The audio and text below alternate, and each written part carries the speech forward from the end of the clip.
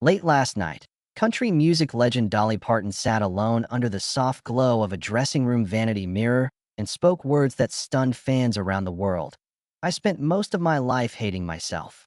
At 78 years old, the icon known for rhinestone-encrusted jumpsuits, towering blonde hair, and an indomitable spirit admitted something she's kept buried for decades. Behind the smiles and songs, she whispered, was a woman terrified that she wasn't enough. In that simple confession lay the unvarnished truth of a journey marked by poverty, ambition, and the relentless glare of public adoration, and the self-doubt that thrived in its shadow. To Dolly's rise from a one-room cabin in Sevier County, Tennessee, to international stardom is the stuff of legend. She sold newspapers at 4, worked tobacco fields by dawn, and at 18 made her first trip to Nashville, guitar in hand, dreams in her heart. Yet even as she climbed the charts with Jolene and I Will Always Love You, a persistent voice inside her asked why she needed to bat her eyelashes so wide and pile her wigs so high if her talent alone wasn't enough. She learned early that her looks were as much her ticket as her songs. The sequins distracted from her impoverished roots. The teased mane hid the scar of childhood eczema. Over time, that glamorous armor felt more like a prison, brilliant, dazzling, yet suffocating. For decades, Dolly spun tales of resilience and hope, writing anthems that became cornerstones of country and pop alike. She sold over 100 million records, won scores of awards, and built Dollywood into a thriving cultural landmark. Yet behind the curtain of success, she grappled with a private torment, a nagging self-hatred born of feeling never skinny enough, never pretty enough, never smart enough. In her new documentary memoir, she recounts tearful nights in tour buses, staring at her reflection and resenting the very image she'd cultivated to survive. I built this facade, she says, voice breaking. But inside I thought, who are you kidding? You're a fraud. That admission has sent waves through social media. On Twitter, #DollyTruth trended within minutes, fans sharing their own battles with self-acceptance. Country music forums erupted in support threads, remembering the times Dolly's laughter masked raw vulnerability, like the time her best friend saw her cry backstage after a sold-out show, or the mention in a 1980 Rolling Stone profile of how she refused family photoshoots for fear her flaws would show. Psychologists have applauded her candor, noting that public figures speaking about self-hate can shatter stigma and inspire others to confront their own inner critics. Yet Dolly's revelation is more than a personal catharsis. It reframes her entire career. Songs once celebrated as lighthearted now resonate with deeper poignancy. Coat of Many Colors, she explains, was more than a tribute to frugality. It was a reclamation of self-worth despite the taunts of schoolmates. Here You Come Again, she admits, spoke to the cyclical nature of self-doubt that no amount of applause could silence. As we revisit her catalog through this new lens, each melody becomes a roadmap of someone fighting to love herself even as the world adored her. In interviews, peers express both surprise and admiration. Garth Brooks, who toured with Dolly in the 1990s, recalls her warm backstage hugs and professional poise, never guessing the tears she wiped away before slipping on stage. Shania Twain, who cites Dolly as a heroine, teared up when hearing the news. She gave us strength, Shania said, and now she's giving us honesty. Industry executives, too, recognize the ripple effect. Mental health advocates are hastily organizing benefit concerts, while talk show hosts adjust scripts to invite Dolly back, not to perform, but to speak on self-image and resilience. This confession also intensifies FOMO for the final chapters Dolly has planned. She's in the midst of a farewell global tour, starring in a Broadway musical adaptation of her life, and completing a memoir due this fall.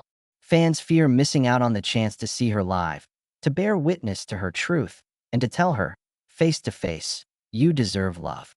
Venues are filling faster than popcorn sells at intermission, and travel groups are bundling Dolly pilgrimage packages, overnights near Dollywood, VIP meet and greet tickets, signed copies of her memoir. Social media flourishes with countdowns to her next performances, everyone eager to capture a moment from this poignant finale. As we embark on this deeper dive into Dolly's revelation, we will trace the roots of her self-hatred back to childhood scars, chart the coping mechanisms she devised, humor, generosity, workaholism, and discover how she finally found self-compassion later in life. We'll hear from family members who watched her transform from timid girl to fierce icon, and from mental health professionals who see her honesty as a watershed moment for destigmatizing self-critique. By the end of this journey, you'll not only understand Dolly Parton's astonishing legacy, but also see the transformative power of admitting one's own flaws in a world obsessed with perfection. Dolly Parton's earliest memories are tinted with the haze of poverty and yearning for escape. Born in 1946 to Avi Lee and Robert Parton, she grew up with 11 siblings in a single-room cabin in the Smoky Mountains. The family shared beds and wore patched clothes, learning resourcefulness to survive. Yet while her siblings laughed and played, Dolly often found herself staring at the faded walls, wondering if she would ever feel worthy of love and attention. She sensed, even as a small child, that her bright eyes and loud giggle drew glances that bordered on ridicule. In a world where innocence should have reigned, she learned to armor herself with bravado. Each compliment reverberated like a test, and each criticism settled deep inside, planting seeds of self-loathing that would grow for decades. Her parents noticed, but felt powerless against the storm. School offered no refuge. Classmates mocked her country accent and teased her for wearing hand-me-down dresses that clashed with their polished outfits. At recess, she lingered at the edge of the playground, pretending to chase butterflies while her heart crouched in fear of rejection. Teachers praised her songwriting talent, but rarely saw the tears she wiped away afterward. Even compliments on her voice clashed with an inner voice whispering she was unworthy. By adolescence, Dolly began measuring her self-worth against arbitrary standards: skinny enough, pretty enough, glamorous enough. Every teasing remark etched itself into her memory, forming an unspoken ledger of inadequacy. Though she smiled through each cruel whisper, inside she questioned whether any praise could truly erase that growing void. The schoolyard battles against self-doubt hardened her resolve to prove her worth through relentless determination. It was a struggle no one understood that Dolly's coping mechanisms emerged as dazzling contrasts to her insecurities. She discovered early that humor could deflect criticism, so she cracked jokes about her own quirks from behind the microphone. Her generosity built bridges.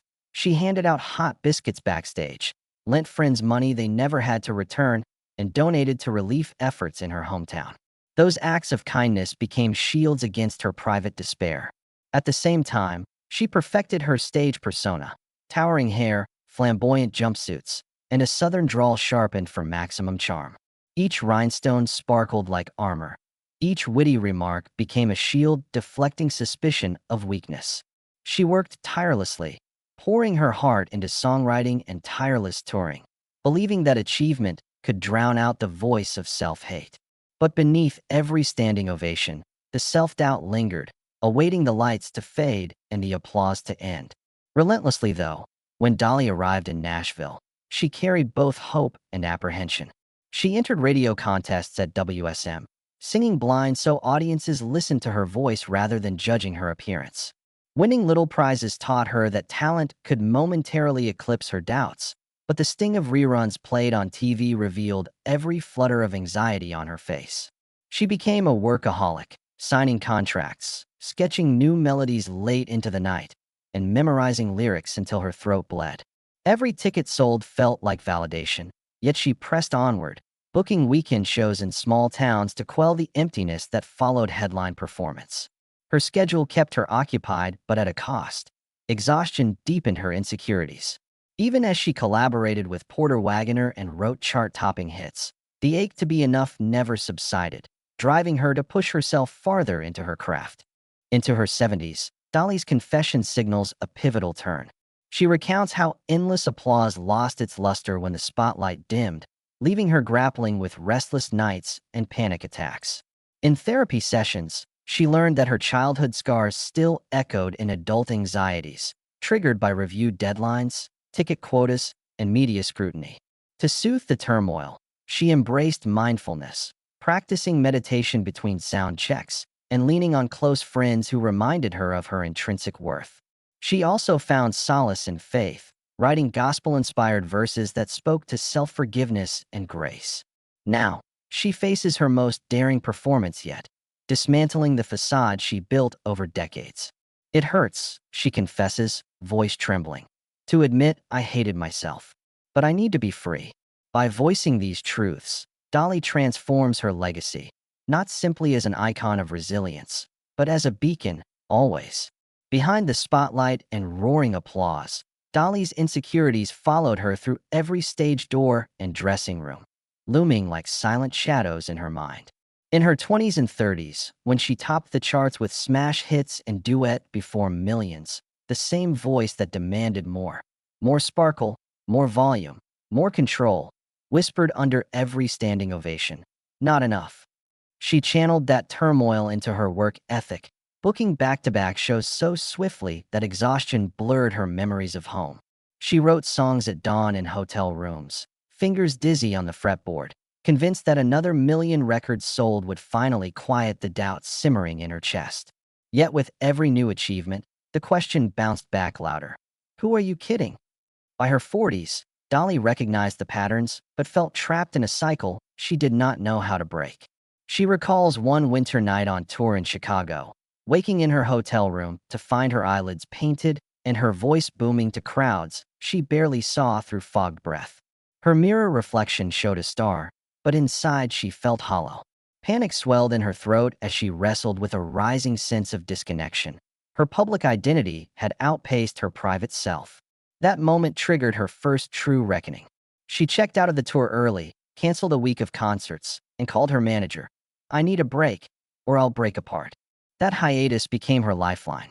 Dolly retreated to the Smoky Mountains cabin where she was born, swapping sequins for flannel and setting aside the persona she'd perfected for decades. She spent days hiking woodland trails, reciting affirmations she'd jotted in notebooks, and retracing childhood memories through the lens of self-compassion. Under those ancient oaks, she confronted the echoes of her mother's gentle voice telling her she was strong enough just as she was. Those recollections shifted something inside. She began to journal each morning, detailing moments of gratitude alongside fears, acknowledging that even a legend could learn to nurture herself. That in therapy, Dolly discovered that her relentless drive masked a deeply held belief that love must be earned. She unearthed years of coping strategies, humor, generosity, deflective wit, that, while endearing, had become barriers to genuine intimacy. She worked with a counselor skilled in cognitive behavioral techniques, challenging automatic thoughts like, I'm a faker, and replacing them with balanced affirmations. I deserve kindness without performance. She practiced vulnerability in small steps, allowing herself to decline public events when she felt depleted, confiding in her closest friends about her anxiety, and refusing new projects until her inner reserve felt replenished. Creatively, this period marked a renaissance. Dolly's songwriting veered into uncharted territory, capturing the struggle and triumph of self-love in lyrics that rang with authentic vulnerability. She penned a song called Mirror, Mirror, in which the narrator swaps harsh judgments for tender acceptance, each verse building like a sigil against negativity. When she debuted it on a televised special, the performance rippled with raw emotion. Audiences saw tears fall as clearly as they saw the spotlight's glow. That willingness to reveal her flaws electrified her fans, many of whom wrote to share their own journeys from self-loathing to self-embrace. As she integrated these insights, Dolly re-entered her professional life with a recalibrated purpose. Her farewell tour set list interwove classic hits with new anthems of compassion, guiding audiences through a collective catharsis. Between songs, she offered anecdotes of hardship and healing, turning arena shows into communal therapy sessions. She spoke candidly of panic attacks backstage, the impulse to flee the stage, and the serenity she found in breath work. She encouraged concertgoers to see their own reflections not as critics, but as allies, teaching them to tune your heart like a guitar and learn to play the sweetest chord, self-respect. Behind the scenes, Dolly ensured her support network extended beyond her own experience. She partnered with mental health organizations to create the Imagination Library of Mindful Hearts, a program distributing children's books focused on emotional literacy and self-acceptance in underserved communities. She donated royalties from Mirror, Mirror, and her memoir proceeds to fund free counseling services in rural areas, knowing too well that many struggle in silence, unaware that seeking help is a sign of strength. Now, at 78, Dolly's late-life confession is not an admission of surrender, but a declaration of transformation. She stands before the camera unadorned, hair brushed back, makeup minimal, eyes reflecting both tears and triumph. When she says, "I hated myself for most of my life," it lands not as confession alone, but as an invitation to let down our guard, to recognize that beneath every bravado there can lie a tender heart, and to trust that honesty births connection. In that brave moment, Dolly redefines her legacy, not just as the queen of country, but as a guide, showing us that self-love is the most powerful song we can ever sing.